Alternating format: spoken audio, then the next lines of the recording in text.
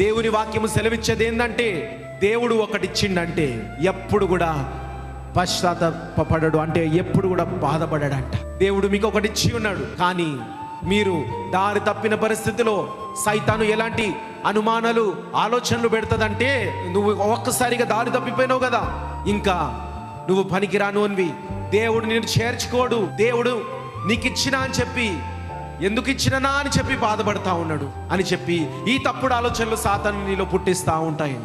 కానీ వాక్యాన్ని తెలుసుకోండి. వాక్యాన్ని తెలుసుకున్న వాళ్ళు ఏమని ఆ పరిస్థితిలో బలపడతారంటే, అనుకోకుండా నాకు తప్పు జరిగిపోయినప్పటికీ తిరిగి నేను దేవుని దగ్గరికి వెళ్తా, ఇంకా ఎప్పుడు ఆ తప్పు చేయకుండా నేను ఉంటా, నాకు ఇచ్చిన దేవుడు ఆ యొక్క వరము ఎన్నడూ కూడా తీసివేయడు.